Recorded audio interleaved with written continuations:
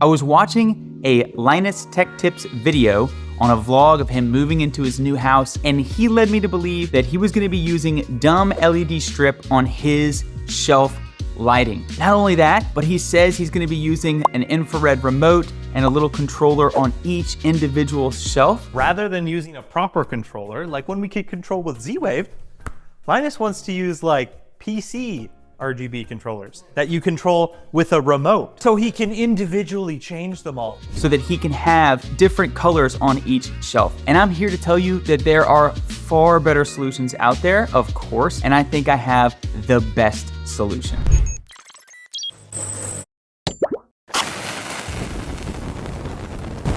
Now, in a more recent video, Linus ended up going with an AOTech Z-Wave controller and some LED strip lights. It's a little bit better than his original just wanting the dumb RGB with a remote that, oh, I'm shining it at one shelf, I accidentally changed the color of two shelves and whatnot. I still have a major issue with the Z-Wave one. First off is cost. The one that he was using, it's one strip of light and a controller. It looks like it used to be $160 US, and that's just one controller. He used a controller on each individual shelf so he could get different colors. What I'm proposing is a $6 controller. You're only gonna need 3 wires that go to each LED strip. And best of all, it's going to be running open source software, and you can individually pick what each individual LED what you want it to do. Now that is the main difference between dumb RGB LED strip and what they call individually addressable LED strip, is that the dumb ones, the whole strip's gonna be one color or it's gonna fade, and it's all doing the same thing. There are some hybrids, but they use a lot of wires. The one that Linus used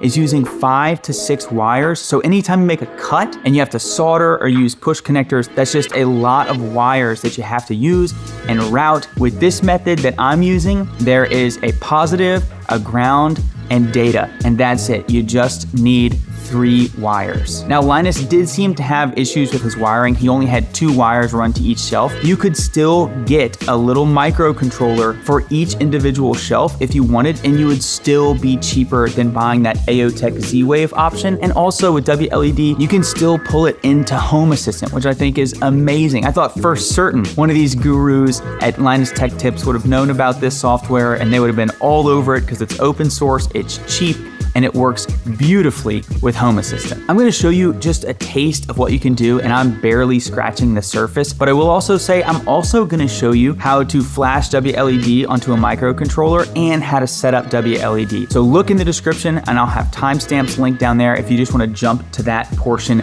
of the video. You might also say, I don't want one of those ESP32 boards. They've got issues, or you might know about some issues that they have. There are a lot of other controllers out there that also run WLED that have better Wi-Fi antennas, way more outputs that could handle way more pixels, way more LEDs. So I will also link some of the best ones that I've seen or heard about in the description so you're not pinned in. You can also get some of these boards that are pre-flashed with WLED. I think the flashing is insanely easy these days. WLED has come a long way. You'll see when we get there. You just plug it into a computer, go to the website and hit flash, and it does it all for you. But if you want a different board or more output, something that's more powerful, those do exist as well. The main thing for me is I wanted each shelf to be able to do whatever it wanted independent of the others. Also, I wanted to be able to play around with really specific things that I wanted. Like maybe I only wanted 10 LEDs lit up in the center of each shelf to mimic some different style lighting, like a puck light underneath my shelf, something like that. You can do that with individual addressable LEDs. I also wanted a warm white option, so I went with an LED strip that is warm white as well as RGB, because I don't love the white that the RGB itself puts out. I wanted that warm white, that true warm white. So that's the strip that I went with. I'll link to all this stuff in the description, an Amazon version, an AliExpress version, everything will be in the description below. The best part of all is that the controller that I'm using cost about $6 US at the time of filming. They're typically sold in 3 packs, and you can find them on Amazon for under $20. They're gonna have the ESP32 as well as the ESP8266. The main differences are just how many pixels you're gonna wanna drive. The ESP32 can drive the most number of pixels, so it could handle my shelves no problem. So can the 8266. So I'll put on the screen here how many pixels each controller can handle, so that depending on what you want to do, you know which controller you should go for. They're about the same price. I would kind of default to the ESP32 just because it can handle more. And if you wanted to expand in the future, you could just go with that one. Now, some homework to do ahead of time are going to be how many LEDs do you want, and are you going to be making cuts in that strip? If so, you're either going to need to go with push connectors, which I'll link in the description, or you're going to have to solder. I went with soldering. The other thing is, since you're using a positive, negative, and data, the data flows in one direction on these individually addressable LED strips. Most of them are marked very clearly with arrows showing you, hey, this is where the data input needs to be, this is where the output needs to be. If you make a cut, then you need to connect those 3 wires on the outgoing side of a strip and the incoming side of another strip. So the way that I did mine is I just daisy chained my shelves together. So the bottom shelf has power and data coming in, the strip goes across the shelf, I solder on 3 wires that go up the side of the cabinet, connect into the input of the next LED strip, and so on. So it goes and it snakes all the way through. Then I'm running a second output from the ESP32 on its own positive, negative, and data over to the other shelf. So they're independent outputs on my ESP32. It all could have been on one, it could have been on more than 2 outputs. You get to decide, but think about your layout ahead of time as far as the incoming data and the outgoing data of each strip of how you're gonna wire everything. Now, in Linus's particular case, he had individual runs of wires going to each shelf. So in that case, what you could do is you could either put a $6 controller on each shelf, and then it would have positive and negative that would power the controller, and then you could output the positive and negative as well as the data from the controller, and that's where you would get that 3rd wire. You could also configure some kind of way if you could run new wiring, which I know would probably be a hindrance. Theoretically, if you could replace that 2 wire with 3 wire, that would be another option. So each shelf could be its own output on the ESP32 board. Or what I would prefer is that he would put that ESP32 controller in one location, run his power to it, then have the data come out and have it go across that strip of that first shelf. And then he doesn't need to run power past that. He would just need to run data, 1 wire. You could get a little white wire, hide it very well in the back of the shelf in the corner, go up to the next shelf, go to the input, have the 2 wires that are already there provide power, and then it would power and have data for that strip. And then at the end of it, just run the data out of that strip up to the next strip and so on. So there are multiple solutions for correcting. I know Z-Wave is great, and that is a better solution than dumb RGB strip, but I think this is far superior, especially for the cost and the customizability of what you get and being able to pull it into Home Assistant and use the app if you wanted to. It is absolutely phenomenal. So let me just give you a little taste of what this can do, show you some B-roll here of the actual shelves. I'll show you just lighting up pixels in the middle versus lighting up the whole shelves. I've got purple, green, and gold, as you can see here. I live in Southeast Louisiana and it's currently carnival season. So that's why you see purple, green, and gold. You could do red and green for Christmas. I've done red and white also for Christmas, but like candy cane. And then I have this one that I call, all the Disney fans out there will love this. It's called Navi River Journey. If you see it, if you know what I'm talking about, you will understand. But it's infinitely customizable as far as what you can do. And I love the flexibility. I love that it's open source. It's constantly getting better. So I'm a huge fan. Hopefully I have convinced you to attempt this. And let's head over to the computer and we'll start with our ESP32 board flashing WLED. We are gonna show you how to install WLED on your microcontroller. This is an ESP32 board.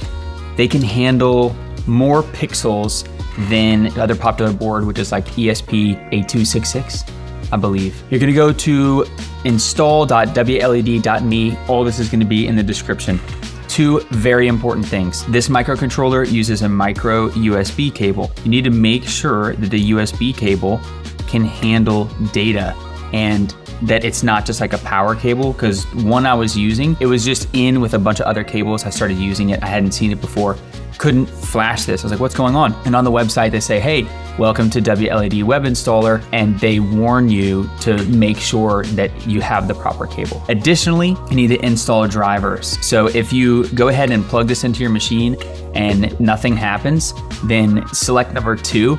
It says no device found. Check that. and then download drivers so that your computer can communicate with this. So I already have the drivers and I know that this cable does work. So I'm gonna go ahead and plug it into my computer and we're gonna go from there.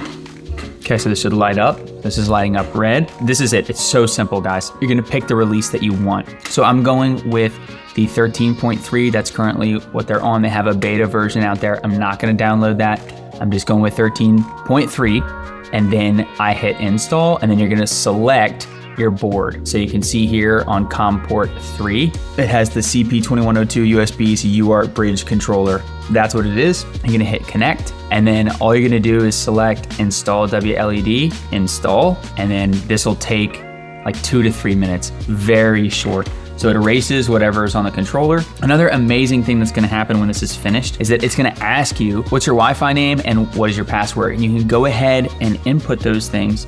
So board is basically ready to go, and you can move it over to your power supply, hook it up to your LEDs, and it'll automatically connect to your network. So you get to do that in the install phase. You also can pull it into Home Assistant from this install as well, which you'll see once this 2 minutes is up. Okay, our installation is complete. It was that easy. We're gonna hit next, and we're definitely gonna put in our Wi-Fi here and password.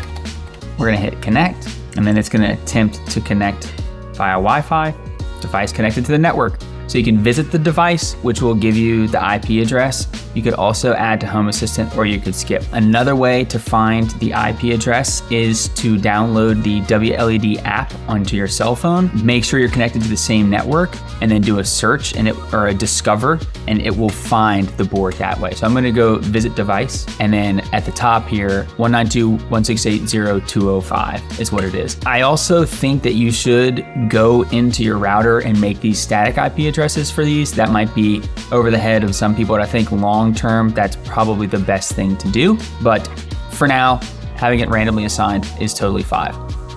Totally fine. I was just looking at the 205. Now let's go over to the bookcases. Let's get this attached to the power supply, plugged into our pixels, and we'll get everything set up in WLED.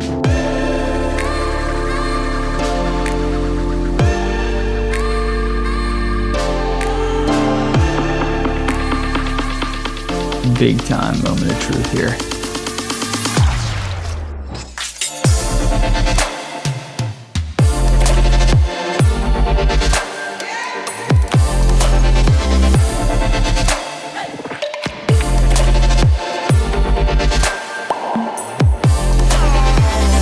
Let's go ahead, hop on the laptop, get into WLED, and we'll start configuring things. So now it's time to start configuring.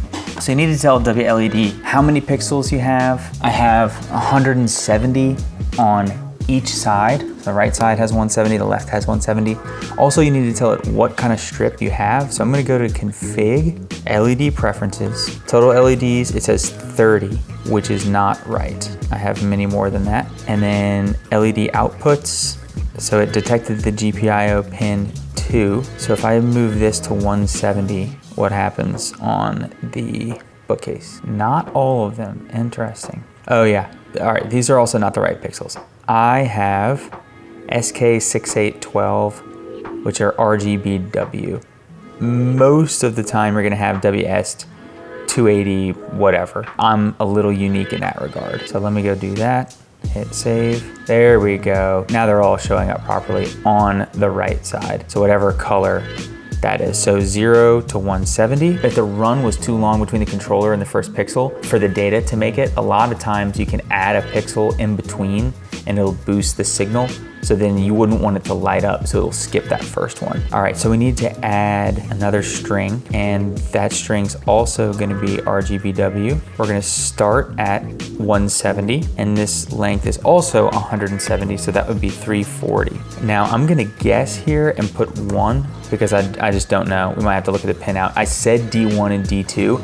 I don't know if that corresponds to GPIO 1 and 2. All right, we're gonna hit save and see if the left side comes on. No, the right side dimmed because we have a maximum current of 850 milliamps. So we can up this to like 2000 or something like that. Save, those got brighter. Okay, Let me look up a pinout. I may have to move that second output. LED preferences. So GPIO 2 is currently working. If GPIO 4 is GPIO 4, move this to 4, and then the left side should now come on. There it is. Okay, right now you can see that we're just set to orange. We can be set to blue, green. So at this point you're like, Richard, this is absolutely nothing special. Okay, so you can just pick your color, purple, green. So what we're gonna do is we're gonna start making what they call segments. I'm also gonna select PC mode because it makes life a lot easier. You could leave it like this if you wanted to. You can pick things. You have candy cane running across, that looks cool. Also, I have warm white, so I'm gonna change this channel to black and I can bring up just that warm white channel. So this is probably what I'll be using quite a bit just to display the bookcases. But let me show you what really sets WLED apart, and we're gonna start doing something that's called segments. So we're gonna make each shelf its own segment. The LED we're gonna start on is gonna be 0, and the LED we're gonna stop on is gonna be 34. I know that because I counted the strips, and every strip on each shelf is 34 pixels. So I'm gonna go ahead and say start at 0, stop at 34. I'm gonna hit check, and then you're gonna see them all go out except the bottom right, because that is my first segment. Let's just make it purple, okay? Now we're gonna add a segment, and you're only gonna have to do this once. So we're gonna start at 34, and we're gonna end 34 later. So that's gonna be 68. So hit check. See this second shelf come on. Boom, look at that. Whichever segment is checked is the one that you're changing. It was set to green, I'm gonna set it to purple again. Add a segment. So we ended at 68, gonna add 34 again. What does that bring us to? 102, there you go. Next shelf came on, change it to purple. Next segment, 102, gonna add another 34 pixels. So we're gonna stop at 136, check, and look at that. Add another segment. So we're starting at 136, we're adding another 34, so that gets you to 170. Because we have 170 pixels on the right, 170 on the left. Check it off. It came on, it's dark purple, we're gonna make it light purple. So look at that. So you can check multiples, like I could do every other, and let's change those to a green. And then I could check the ones in between and make them red, like Christmas. There you go. We're gonna press on to the left side now. So we're gonna keep adding segments. So we're gonna start at 170. We're gonna add 34. That should get us to 204. You should see the bottom left shelf come on when I hit apply. Look at that. It went to red. Add another segment. 204 plus 34, 238. Check. So this is like exactly what Linus should be doing. 100% what he should be doing, because we can get even more tricky. So 238 plus 34, 272. The next shelf comes on. And we're gonna change it to, let's keep going with the Christmas thing. Change it to red. Add another segment. 272 plus another 34, 306. Okay, gonna change that one to green. And then this should be our last segment. 340, is that right? Yeah. And we'll change it over to red. Look at that. That is the gist of what I wanted to accomplish. We can save this, we can create a preset here, and we could call this Christmas Shelves. Include current state, include brightness, save the segment bounds. Definitely do that, save preset. There you go. Okay, so I'm in Southeast Louisiana and I want to do purple, green, and gold. I'll change this to purple. I'll change the next one to green. I'll change the next one to yellow, and then we'll go green again and purple again, and then we'll do the same thing to the other side. There we go. So we'll create a preset and we'll call this Mardi Gras. Mardi Gras shelves, save preset. And then I can click Christmas shelves and it goes to Christmas. I click Mardi Gras shelves and it goes to Mardi Gras. So this would be something super handy. You set up some presets and you're like, oh, this is my streaming preset. Boom, select it. Or not only that, but you select it in Home Assistant. So you have some automation where you sit down and press a button, or you scan a tag, or you do something like that, and then it adjusts the shelves for you. Let's also create one where they're all gonna be warm white.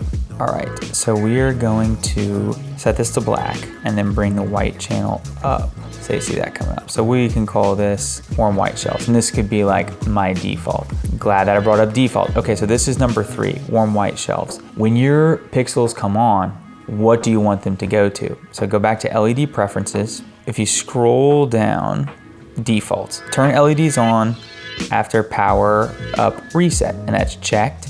The default brightness is 128, and then apply a preset.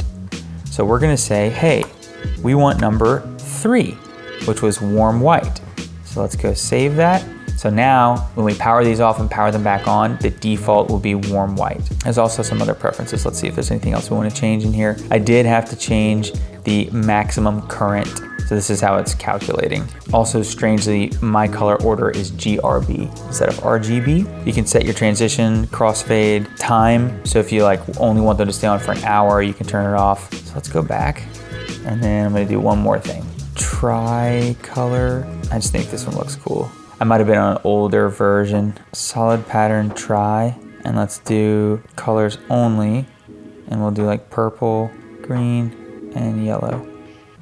Nice. You can see what that looks like. I could save this as, let's see if we can make the solid pattern run or move. Running, there we go. It's a lot of green, a lot of green. Turn that intensity up, turn the intensity down. Whoa, that looks interesting. Anyway, I'm just playing around now. This is what you can do. I'm gonna call this Mardi Gras, something like that. And I'm gonna create one more. You can also pick custom colors, of course. Oh, let's do cyan, like cyan color. And for all my Disney freaks out there, this is gonna be called Navi River Journey. And that's how easy it is. This is just scratching the surface. This thing can do so much more. But I hope I got you started.